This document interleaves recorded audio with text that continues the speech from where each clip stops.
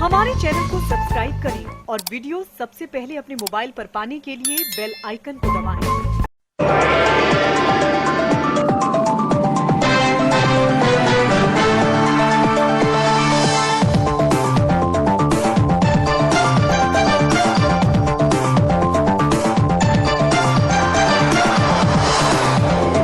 नमस्कार, मैं हूं अनिल वर्मा शेखर। रात के 10 बजे हैं और ये समय है बिग बुलेटिन का। बिग बुलेटिन में आज की चर्चा पर चले इससे पहले पैनल में शामिल मेहमानों से आपका परिचय करा दे रहे हैं। आज भारतीय जनता पार्टी से मुक्तबोध पालीवाल हैं, भाजपा के वरिष्ठ नेता है, भाजपा का पक्ष रखेंगे। कांग्रेस से अनुपमा शर्मा है, महिला कांग्रेस के अध्यक्ष हैं, और वरुण त्रिपाठी युवक कांग्रेस के उपाध्यक्ष हैं।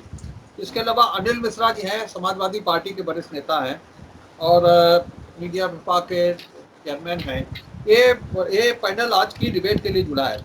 अभी हाल में जिला पंचायत अध्यक्ष का चुनाव संपन्न हुआ है और उसमें याद हो आप सबको कि एक बड़ा मुद्दा था बाहरी बनाम स्थानीय का। स्थानीय का मुद्दा पूर्व मंत्री नरेंद्र सिंह यादव के परिवार की ओर से बुलंद किया गया था और बाहरी का मुद्दा बना करके डॉक्टर सुबोध यादव को ये बताया गया था कि वो बाहरी हैं, अलीगंज के रहने वाले हैं, एटा जनपद में अलीगंज आता है और इसलिए बाहरी को आप जिले का प्रथम नागरिक न बनाएं।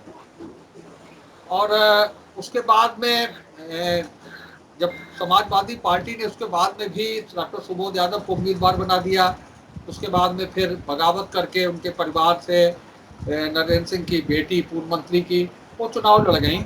उसके और चुनाव जीतने के लिए उन्होंने भारतीय जनता पार्टी से हाथ मिला लिया। सब कुछ महाभारत जैसा हो रहा था कि जीतने के लिए नियम भी तोड़े जा रहे थे जो युद्ध के।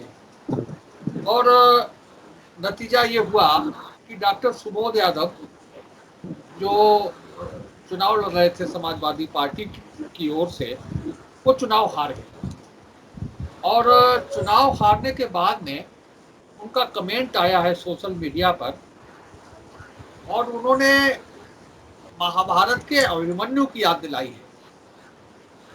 सुबोध यादव ने लिखा है कि महाभारत में अभिमन्यु मारा गया था, अभी समाजवाद में अभिमन्यु जिंदा है, महाभारत होना अभी बाकी है। ये महत्वपूर्ण कथन है डॉक्टर सुबोध यादव का, जिसमें उन्होंने कहा है कि समाजवाद में अभी अभिमन्यु जिंदा है, महाभारत होना अभी बाकी है।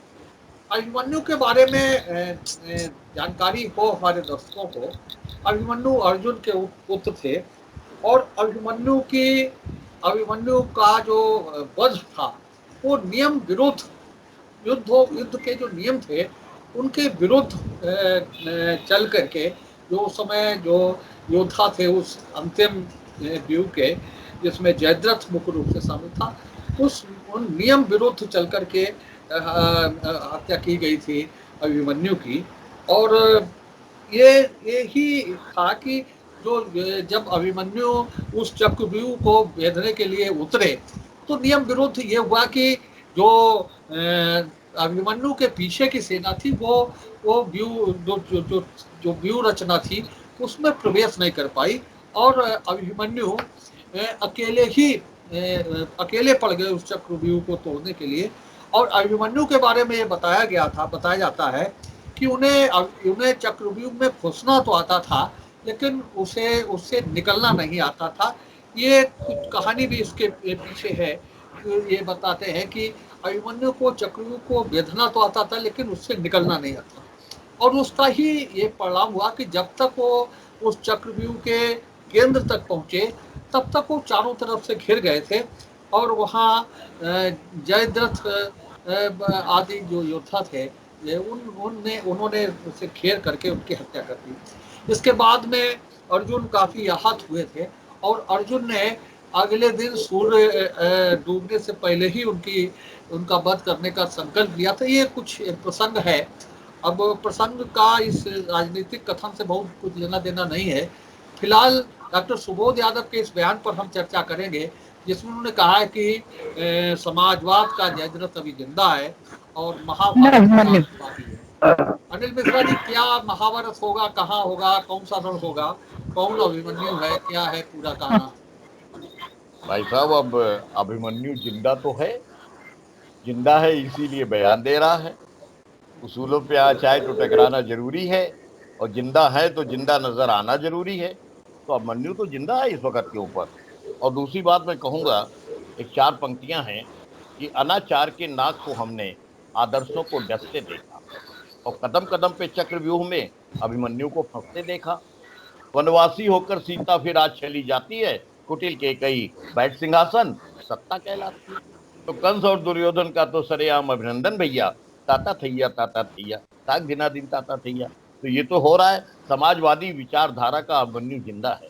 न केवल फर्रुखाबाद में जिंदा है, बल्कि पूरे उत्तर प्रदेश में जिंदा है। क्योंकि जिस तरीके से अभिमन्यु को छल का सहारा लेकर युद्ध के नियमों के विपरीत जा करके इकट्ठा होकर के सबने अपने जो है छलबल से और उसको वहां पे मार दिया था, वो महाभारत की बात थी। लेकिन अभी तो महाभारत होना है 2022 में, 2022 में जो महाभारत होना है उसमें एक अभिमन्यु फर्रुखाबाद का नहीं, माननीय अखिलेश यादव जी के नेतृत्व में उत्तर प्रदेश भर में हजारों हजार अभिमन्यु जो हैं समाजवादी विचारधारा के परचम को लहराते हुए, और उसके बाद भी जो ये जिस तरीके का तांडव हुआ है, जिस तरीके का नाच हुआ है, जिस तरीके की जाति हुई है, छल और बल का सहारा लिया गया है, कूटनीति का सहारा लिया गया, वो नहीं लिया गया, कूटनी नीति का सहारा लिया गया है। इन सब के विपरीत वहां पे जो है समाजवादी विचारधारा के अभिमन्यु जिंदा है, और फर्रुखाबाद का अभिमन्यु तो बयान दे रहा है। समाजवादी पार्टी का जो अधिकृत उम्मीदवार था, अधिकृत प्रत्याशी, हार जीत माने नहीं रखती।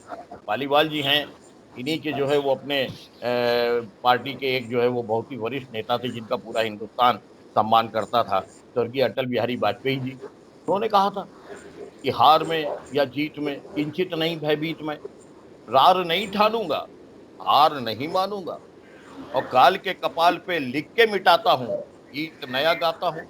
तो ये तो आपके यहाँ ही जो अपने कह गए थे। लेकिन उस वक्त की भारतीय जनता पार्टी और आज की भारतीय जनता पार्टी में बड़ा अंतर आ गया। और जब ये दिल में झांकते होंगे तो आप लोग भी सोचते होंगे जो अंतर आया। एक वोट से अटल बिहारी वाजपेयी जी की सरकार गिरी थी, मुझे याद है, देख निकल रही थी, हम लोग भी उस वक्त पे थे युवक कांग्रेस में, और एक वोट को बड़ी आसानी से जुटाया जा सकता था। प्रमोद महाजन जुटा सकते थे, यशवंत सिंह जुटा सकते थे, एक वोट को जुटाने में कोई वो नहीं थी। लेकिन उसके बाद भी जो उस वक्त पे उनकी निगाह में भारतीय जनता पार्टी की सुचिता थी, पारदर्शिता थी, और चाल चरित्र और चेहरा था, उसको रखते हुए उसका जो है छल बल से व्यवस्था करने की बात नहीं की गई।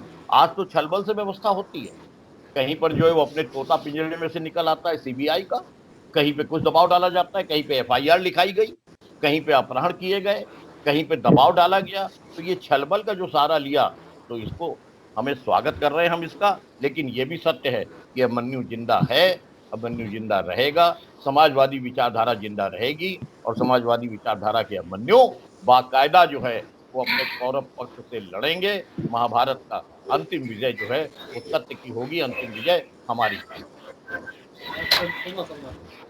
जी, मैं अनिल भाई साहब की इस बात से थोड़ा बहुत मतलब समर्थन करती हूँ कि ये बात सच है कि अभिमन्यु जिंदा है, और या कोई भी जिंदा है तो जिंदा दिखना जरूरी है।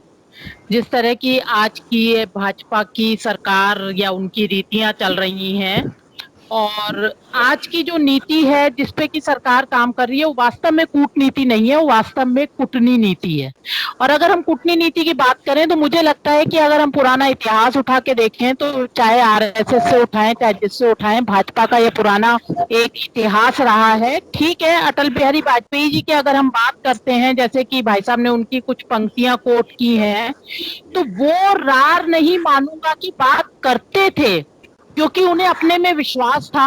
और ये बात मैं स्पष्ट बोलती हूँ कि हम राजनीति में दूसरों से बैर हम तभी ठानते हैं या दूसरों से रार हम तभी मानते हैं जब हम स्वयं में अपने को कमजोर मानते हैं। अगर हम मजबूत हैं तो हमारे सामने हिमालय भी आके खड़ा हो जाए, हम में क्षमता है तो हम उसके सामने अपना कद दिखाएंगे। लेकिन आज की भाजपा जो है, जो आज की वर्तमान भाजपा सरकार है, चाहे वो मोदी जी की सरकार हो और चाहे वो योगी जी की सरकार हो, माननीय दोनों के आगे मैं लगाए दे रही हूँ, क्योंकि भाजपा वालों को बड़ी तकलीफ होती है अगर उनके योगी जी और मोदी जी के आगे माननीय ना लगे। लेकिन अटल जी की जो सरकार थी, अटल जी रार नहीं मानूंगा की बात करते थे, और आज की सरकार विशुद्ध रार मानूंगा की नीति पे ही आधारित है। और येन केन प्रकारेण सारे नियम कायदे कानून ताक पे रख के सीबीआई, ईडी, सीडी, सबका, यहाँ तक कि चुनाव आयोग, मतलब आप बताइए ना, चुनाव आयोग के ऐसे ऐसे कसम खाऊ टाइप के अध्यक्ष बन गए बीजेपी की सरकार में, जिनके बारे में फर्रुखाबाद से ज्यादा अच्छा तो कोई नहीं जान सकता कि वो किसी प्रकार की हेरफेर कर ही नहीं सकते। लेकिन वो भी भाजपा सरकार के तंत्र में फंस के सरेंडर कर गए और कहीं ना कहीं वो 14 में एक ऐसा खेल दिखा गए जिसको कि आज भी जनता भुगत रही है। और रही अभिमन्यु जिंदा की बात, जो कि सुबोध यादव जी का बयान है, जिसपे कि आज हमारी विशेष टिप्पणी उसी पे जानी चाहिए, तो अभिमन्यु तो जिंदा है और जिंदा रहेगा। और जो महाभारत के रण की बात है 22 में, तो ये तो निश्चित है कि महाभारत के रण में इस बार सपा का तो पता नहीं क्या रहा है, क्योंकि मेरी जहां तक नजर जाती है और जहां तक मेरी समझ जाती है, जिला पंचायत अध्यक्ष के या जिला पंचायत सदस्यों के चुनाव में चूंकि प्रजा ने, जनता ने, देश की, प्रदेश की जनता ने स्पष्ट रूप से बहुमत दिया है निर्दलियों को, और उसके बावजूद सपा और बसपा का जो पता नहीं, आप सपा और भाजपा का जो आपसी मिली जुली का खेल हुआ कि अभिमन्यु जिंदा का खेल हुआ, ये तो 22 ही बताएगा। लेकिन हाँ, ये मैं जनता से फिर पुनः अपील करूंगी, क्योंकि भैया का ये चैनल आजकल बहुत ज्यादा फेमस हो रहा है, जनता से अपील करूंगी कि अगर आप भाजपा का विकल्प चुनना चाहते हैं तो मेरा आपसे करबद्ध निवेदन है, मेरा आपसे हाथ जोड़ के निवेदन है कि 31 साल से जो आपने कांग्रेस को यहाँ पे जनमत नहीं दिया है, आप एक बार कांग्रेस को जनमत देके देखिए। अगर प्रदेश की नीति और राजनीति ना बदल जाए तो जिस तरीके से जो बयान दिया गया सुबोध यादव के द्वारा, वो उनका अपना व्यक्तिगत बयान है, लेकिन हम इसमें थोड़ा हटके हम अपनी बात रखेंगे कि उन्होंने कहा कि अभिमन्यु अभी जिंदा है। वो ये ना कह के अगर ये कहते कि अर्जुन अभी जिंदा है, साहब अभिमन्यु ने बदला नहीं ले पाया था क्योंकि उसे घुसना तो आता था लेकिन निकलना नहीं आता। जिस तरीके से कौरवों ने उसे, कौरवों के बड़े बड़े योद्धाओं ने एक 16-17 साल के लड़के को षड्यंत्र, साजिश, धोखा, हर तरीके की अनैतिक सिद्धांतों का सहारा लेके साहब उसे मारा था, तो वो बदला नहीं ले पाया था। बदला साहब अर्जुन ने लिया था। तो उत्तर प्रदेश में कई अर्जुन है, उसका साक्षात उदाहरण है। आप समझिए कि पूर्वांचल में एक ब्रजेश सिंह माफिया जिसे कहते हैं साहब, उनकी पत्नी चुनाव लड़ी, और जिसमें भाजपा के समर्थित प्रत्याशी जो अनुप्रिया पटेल की पार्टी अपना दल से प्रत्याशी थी पटेल, उन्होंने कहीं ना कहीं ब्रजेश सिंह की पत्नी को साहब वोट देने का कार्य किया। तो भाजपा और अपना दल साहब वहां सरेंडर कर गई, और कहते हैं उत्तर प्रदेश या देश में कहते हैं साहब भाजपा बहुत ताकतवर पार्टी है। तो हम आपकी डिबेट के माध्यम से कहना चाहेंगे कि उत्तर प्रदेश में कई अर्जुन जिंदा है जो शासन सत्ता के आगे साहब झुके नहीं।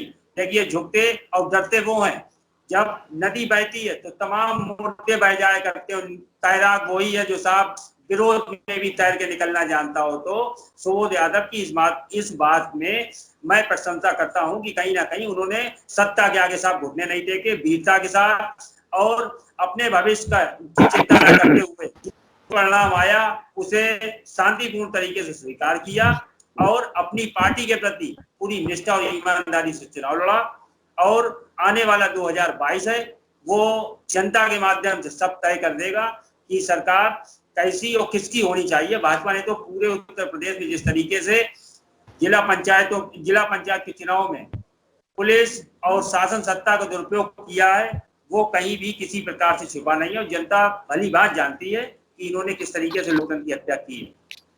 वाली जी, सभी बंधुओं को सुनने के बाद मुझे ऐसा प्रतीत होता है कि भारतीय जनता पार्टी के पुरोधा माननीय स्वर्गीय अटल बिहारी वाजपेयी जी की प्रशंसा में जो बात कही गई, वास्तव में भारतीय जनता पार्टी तो उसी अनुसार चलने का अपना रास्ता तैयार किए हुए थी, लेकिन भारतीय जनता पार्टी को ये विवश होना पड़ा। आप लोगों ने ही सिखाया कि राजनीति में जब तक छल बल का प्रयोग नहीं करेंगे, तब तक तोड़ फोड़ का प्रयोग नहीं करेंगे, तब तक आप सफल नहीं होंगे। उसी का परिणाम है कि हमने, भारतीय जनता पार्टी ने उनके दल से टूटे हुए आए हुए प्रत्याशी को समर्थन देते हुए फर्रुखाबाद की सरजमी हमेशा से बाहर के व्यक्तित्व को स्वीकार नहीं करती है। आपको ध्यान में होगा कि लोकसभा का चुनाव एक बार हुआ था, पानी हरदोई से नरेश अग्रवाल जी चुनाव लड़ने यहाँ आए थे और उनको हराते हुए फर्रुखाबाद की सरजमी ने सलमान खुर्शीद जी को यहाँ लोकसभा में पहुंचाया था। मुझे ऐसा फर्रुखाबाद की खून में, फर्रुखाबाद के नागरिकों के खून में अपने फर्रुखाबाद का नेतृत्व फर्रुखाबाद के हाथ में रहे, ऐसा फर्रुखाबाद का खून है, मैं ऐसा मानता हूं। इसलिए यह जो पराजय हुई है सुबोध यादव जी की, इसमें सबसे पहला कारण यही है। इसी कारण से अब उन्हें ऐसा लगता है कि अभिमन्यु जिंदा है।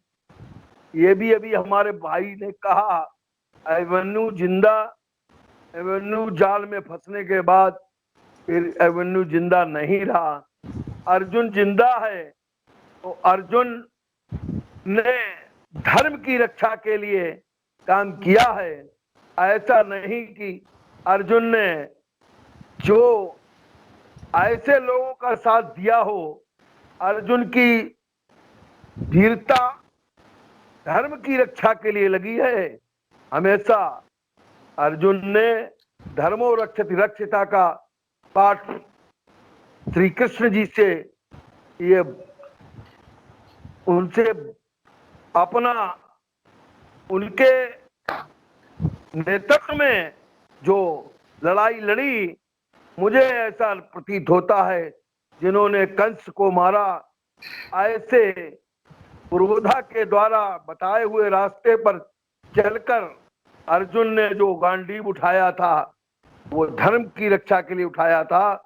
मुझे ऐसा पूर्ण विश्वास है, धर्म के रास्ते पर चलकर, धर्मो रक्षति रक्षिता के उस पर चलकर 2022 में भी हम भारतीय जनता पार्टी की पूर्ण बहुमत की सरकार बनाएंगे। यह संकल्प के साथ। वीडियो आ रहा है आपका, बोल पाएंगे आदेश जी? चलिए अनिल जी बोलिए। शेखर जी, बात जो है वो पालीवाल जी ने अटल जी की करी और ये भूल गए कि उन्हीं अटल बिहारी वाजपेयी का 9 साल तक 10 साल तक किसी भी चुनावी पोस्टर में कहीं कोने में 1 इंच की जगह नहीं थी। हाँ, ये हमने जरूर देखा। ये भारतीय जनता पार्टी, जो नई भारतीय जनता पार्टी है मोदी जी की और योगी जी की, ये जरूर देखा कि उनके निधन के पश्चात कुछ किलोमीटर पैदल चल करके हमने संदेश देने का प्रयास जरूर किया कि हम बहुत भक्त हैं अटल बिहारी वाजपेयी के। तो क्या किया है भारतीय जनता पार्टी ने, ये भी आप देखें। दूसरी बात, मैं एक बात और कहूंगा, जो आपने कहा है कथित बाहरी, पालीवाल जी, डॉक्टर सुबोध यादव को ब्लॉक प्रमुख बनाया गया था राजेपुर का, यहीं की जनता ने बनाया था, फर्रुखाबाद के ही लोगों ने बनाया था। डॉक्टर सुबोध जो है वो अपने जिला पंचायत के अध्यक्ष भी बतौर अपने जो है क्या कहते हैं कार्यकाल उनका रहा एक प्रतिनिधि के रूप में, जिसको ज्ञान देवी कठेरिया को उन्होंने बना दिया था। तब भी जो है यहीं की जनता ने, यहीं के चुने हुए जनप्रतिनिधियों ने डॉक्टर सुबोध को चुना था। ये बाहरी और भीतरी का मुद्दा जो है, घिसा पिटा राग और घिसा पिटा रिकॉर्ड, वो हिज मास्टर्स वॉइस वाला, ये कब तक चलाओगे अपने जो खत्म हो गया। हाँ, फर्रुखाबाद के खून की बात कहूंगा मैं, फर्रुखाबाद का खून और फर्रुखाबाद का मिजाज खुला खेल फर्रुखाबादी है, खरा खेल फर्रुखाबादी है। उसमें छल बल का कहीं पे स्थान नहीं होता, उसमें जो है वो नंग नाच का तांडव नहीं होता, सत्ता के तांडव का नहीं है। यहाँ का व्यक्ति स्वाभिमानी है, फर्रुखाबाद का व्यक्ति, और फर्रुखाबाद के लोगों ने बाकायदा आज भी सपोर्ट किया है। कहीं पे भी संख्या बल से, कहीं पे भी आंकड़ों के आधार से, कहीं पर भी आप जो है भारतीय जनता पार्टी को अपने तसल्ली दे लो कि हमारा अध्यक्ष हो गया है, लेकिन अगर लोगों के दिलों की अध्यक्षता की बात आती है, कहीं पे नुक्कड़ चौराहों पे जाके बात कर लेना, अभी भी समाजवादी पार्टी के विचारधारा के अधिकृत प्रत्याशी को ही लोग जो है वो अपने दिल का अध्यक्ष मानेंगे। और हम तो कह रहे हैं कि जिंदा है, आप कह रहे हो कि मन्नू मर गया और अर्जुन जिंदा है। तथाकथित अर्जुन को रहने का मुगालता आप न पाले रहिए, धर्म युद्ध होता था। मैं इसलिए कह रहा हूं कि एक बहुत अच्छी बात हुई है इस चुनाव में, और वो ये बात हुई है कि एक मुखौटा जो लगा चला आ रहा था बहुत अरसे से, जिसको भारतीय जनता पार्टी के निष्ठावान कार्यकर्ता बड़ा गुणगान करते थे और कहते थे कि हमारी चाल, हमारा चरित्र, हमारा चेहरा बिल्कुल एक सिद्धांतवादी चेहरा है, जो कहते थे कि हमारी पार्टी जो है शुचिता और पारदर्शिता की पार्टी है। कम से कम वो चेहरा हट गया, वो आवरण हट गया, रुख से वो नकाब हटा दिया आपने, आप भी शामिल हो गए हैं। अगर आप कहते हैं कि हमने कुछ जो है छलबल का प्रयोग किया कभी, तो उसके बाद में आपने उससे भी ज्यादा छलबल का प्रयोग करके अपनी स्थिति जो है बिल्कुल साफ जो है लोगों को दिखा दी। सबसे आखिरी बात, मिश्रा जी आपने ही सिखाया है ये सब, हमने ये हम सब आपको आपने ही सिखाया नहीं, है। बिल्कुल हम आपकी बात मान रहे समाजवादी हैं, पार्टी ने ही खुली हमारी बंद तुम्हारी। पालीवाल जी हम मान रहे हैं, और हम आपके आभारी हैं, हम आपके आभारी हैं कि आपने मुझे सिखाने लायक पाया और आपने मुझे वो दर्जा दिया कि हमने जो सिखाया, सुन लीजिए, हमने जो सिखाया वो आप सीखे। हम अभी 2022 में आपको और कुछ सिखाएंगे, वो भी सीखिएगा। हम आपको सिखाएंगे कि विपक्ष में कैसे बैठते हैं, हम आपको सिखाएंगे कि विपक्ष में रह करके विरोध कैसे करते हैं, और आप इसी शिष्य भावना से, इसी शिष्य भाव से ग्रहण करते हुए सीखिएगा समाजवादी लोगों से, आइएगा विपक्ष में। जी, अटल जी की भाजपा की बात बार बार हो रही है, और जैसे कि पालीवाल जी ने भी बोला है कि राजनीति में छल बल और उसका ये इन्होंने दूसरी राजनीति पार्टियों से सीखा है। मैं इसका घोर विरोध करती हूँ, और ये पूरा देश भी जानता है कि छल बल की राजनीति हमेशा से आरएसएस और भाजपा का ही मुद्दा रही है। और जो बात अनिल भाई साहब ने कही है कि शुचिता, शरीफ चेहरा, तो ऐसा तो चेहरा मुझे तो कभी भाजपा का आज तक नजर आया नहीं, जो भी मेरी पारिवारिक राजनीतिक व्यक्तित्व रहा है या जो भी रहा है। और अटल जी की भी बातचीत अगर की जाएगी तो ठीक है, कविता में उन्होंने ये बात लिखी है कि रार नहीं मानूंगा, और कहीं शायद उनके जीवन में एक उनका जो साहित्य से प्रेम था या वो था, वो उनका एक सॉफ्ट पक्ष था। और ये बात सच है कि भाजपा की आज की वर्तमान भाजपा जो है उसमें अटल बिहारी वाजपेयी जी का दूर दूर तक कहीं कोई लेना देना नहीं है, ना उनके उस किसी बात की भी शुचिता का, ना सरलता का, ना उनके साहित्य प्रेम का, ना किसी का।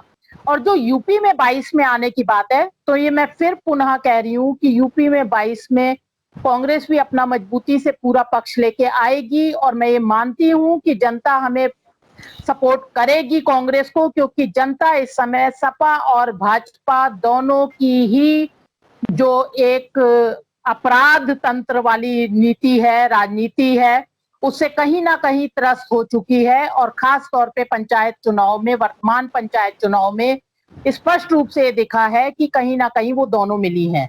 और 67 जो इनके जीते भी हैं, 1 मिनट का समय और लूंगी, जो 67 इनके जीते भी हैं उसमें भी भाजपा का अधिकतम चेहरा या अधिकतम रोल उसी प्रकार है कि अब बेगानी शादी में अब्दुल्ला दीवाना, तो जीता तो सपा वाला ही है, और भाजपा केवल अपनी वाही कर रही है। क्योंकि अगर यहाँ पे भी हम देखें तो मोनिका यादव को 18 वोट मिले हैं और भाजपा के पास मात्र 4 वोट थे, मतलब मोनिका के 14 वोट तो है ही, और 12 वोट सुबोध यादव के हैं, तो 2 वोट से तो वो फिर भी जीती है। तो भाजपा की जीत नहीं है फर्रुखाबाद में, फर्रुखाबाद में मोनिका यादव की इंडिपेंडेंट जीत है, और जो उसने अपने छल बल से जीतने की कोशिश की है। इसमें भाजपा अपना पक्ष रख रही है या बेगानी शादी में गाने गा रही है, तो उससे कहीं कुछ नहीं है। जनता के सामने जो स्थिति है वो स्पष्ट है, और उसका जवाब जनता खुल के भाजपा को और कहीं ना कहीं सपा को भी 22 में जरूर देगी। देखिए भाई साहब, ये हमारे भाजपा के बड़े वरिष्ठ साथी पालीवाल जी, हम उनका सम्मान करते हैं, उन्होंने कहीं ना कहीं इस डिबेट के माध्यम से ये स्वीकार किया है कि हमने आज जो विपक्ष में बैठे उनसे छल बल तोड़ फोड़ ये सब सीखा है। तो हम बड़े आदर और सम्मान के साथ उनसे कहना चाहेंगे कि अच्छी बातें सीखना चाहिए। आप बुजुर्ग हैं, हमारे भी सम्मानित हैं, तो हम तो आप ही लोगों से सीखते हैं। आपने हमें ये ज्ञान दिया, चलिए हम आपका आभार हाथ जोड़ के व्यक्त करते हैं। और रही बात फर्रुखाबाद की, तो ये पूरे उत्तर प्रदेश में यही नियम साहब लागू है कि यहाँ पर 30 में से 4 इनके जीते, तो यहाँ भाजपा नहीं साहब जीती, यहाँ सपा जीती है और सपा ही हारी है। सपा ने सपा को हराया और सपा ही जीत गई।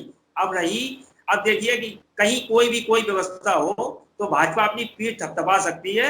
और हम ये चाहेंगे कि आने वाला समय जैसा भी हो उसे हम सब मिलकर स्वीकार करें, और जैसा जनादेश जनता देगी उसे स्वीकार करना चाहिए। लेकिन कहीं ना कहीं जिले से लेकर पूरे उत्तर प्रदेश में जो 64-65 सीटें भाजपा अपनी बता रही है, ये इसी तरीके से हर जिले के अंदर उत्तर प्रदेश में यही कहानी है। और कहीं ना कहीं ये पूरी तरीके से लोकतंत्र की हत्या है, शासन सत्ता का पूर्ण रूप से खुल्ला दुरुपयोग हुआ है। हाँ पालीवाल जी, ऐसा है जैसा कि हमारे साथियों ने ये स्वीकार किया है कि हमारी समाजवादी पार्टी की बी टीम जीती है, तो मैं कहना चाहूंगा, मैंने नहीं स्वीकार किया। मैं तो पहले से ही कांग्रेस से बात करिए। हमने हमने ये स्वीकार किया है कि आपके छलबल ने, आपके दमन चक्र ने, हमने ये स्वीकार करा है कि आपकी कुटनी नीति ने, हमने ये स्वीकार करा है कि FIR लिखा करके, दमन करके, धमका करके, हमने कुछ और बात अलग कही है पालीवाल जी, इनकी बात अच्छा अनिल नहीं, मैंने भी सपा की जीत नहीं बताई है, मैंने सिर्फ मोनिका यादव की जीत बताई है। ठीक है मोनिका यादव की जीत बताई है जी, मोनिका यादव की जीत है। जब परिवार बढ़ता है तो किसी न किसी दल का टूटा हुआ व्यक्ति ही जुड़ता है।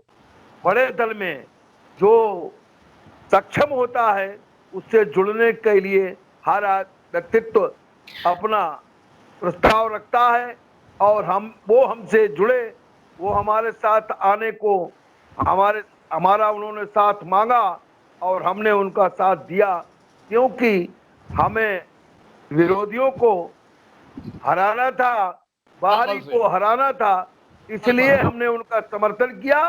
और मैं ये समझता हूं कि वर्तमान परिस्थितियों में ये बहुत ही आवश्यक था, और भारतीय जनता पार्टी ने उस व्यक्तित्व का इसीलिए समर्थन किया, उन्होंने आके भारतीय जनता पार्टी में शरण ली, इसलिए भारतीय जनता पार्टी ने उनका समर्थन किया। शरण नहीं ली, उसने केवल सहयोग मांगा था, आप लोगों ने सिर्फ सहयोग किया। वही शरण है जी नहीं, भाजपा ज्वाइन नहीं की है। जी नहीं, मोनिका यादव ने भाजपा ज्वाइन नहीं की है, सचिन यादव ने भी अभी भाजपा ज्वाइन नहीं की है, इसलिए आप भविष्य की भविष्यवाणी पहले मत कीजिए। अरे हो सकता है भविष्य में आगे चल के जो ज्वाइन कर ले। अनिल जी फाइनल करिए। मैं पालीवाल जी 2 शेर सुनाई दे रहा हूँ, पूरी कहानी इन्हीं 2 शेरों में आई जाती है। गोरे रंग पे ना इतना गुमान कर, गोरा रंग 2 दिन में ढल जाएगा। और दूसरी बात कहूँ, मेरी आवाज अभी इश्क के इम्तिहान और भी हैं, सितारों से आगे जहां भी और है, सितारों से आगे जहां और भी है। और मैं एक बात और कह दूं कि दम है कितना दमन में तेरे, भारतीय जनता पार्टी के हमारे मित्रों, दम है कितना दमन में तेरे, देख लिया फिर देखेंगे। 2022 चुनाव है सामने, लक्ष्य लेके अब हम चल रहे हैं। अब मन्नू जिंदा है, मान करके चलिए कि अभिमन्यु जिंदा है, और अभिमन्यु जिंदा रहेगा और 7वां फाटक भी तोड़ेगा। और इस वक्त के ऊपर अभिमन्यु के साथ में समाजवादी पार्टी के युधिष्ठिर, अर्जुन, नकुल, सहदेव, भीम और सारथी के रूप में श्री कृष्ण भी होंगे। समाजवादी पार्टी के हजारों कार्यकर्ताओं की फौज होगी। ये इतिहास दोबारा नहीं दोहराया जाएगा, ये दमन चक्र बार बार नहीं चलेगा। हाँ, इस बीच में दमन चक्र क्या चल रहा है इसकी आहटें सुनाई पड़ रही हैं।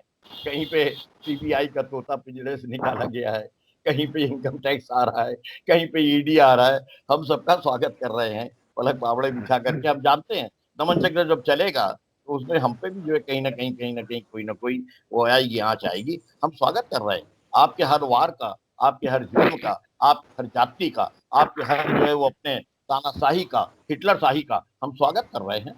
हाँ, इतना जरूर है, हमारी आवाज नहीं दबेगी।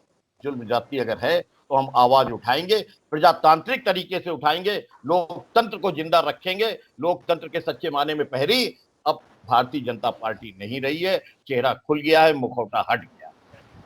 चलिए, बिग बुलेटिन की आज की इस बहस को यहीं समाप्त कर रहे हैं।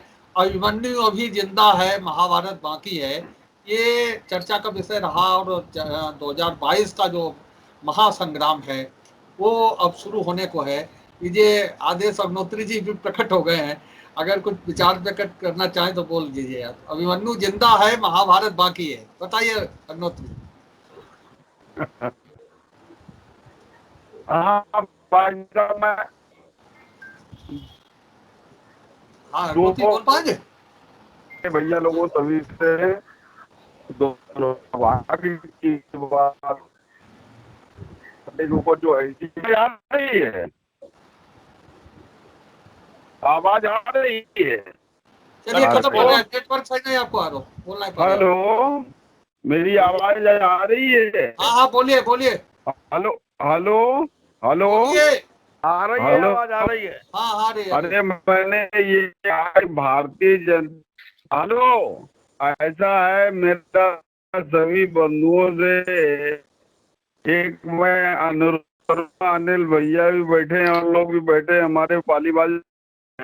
भारतीय जनता पार्टी न कभी मोहताज थी न कभी मोहताज। और बंधुओं एक बात और बता, जब संसद केवल 2 ही कैंडिडेट पहुंचे थे तो पूरा बोलबाला तो वहाँ कहा था कि संपूर्ण भारत नाम होगा, और आज वो दिया है।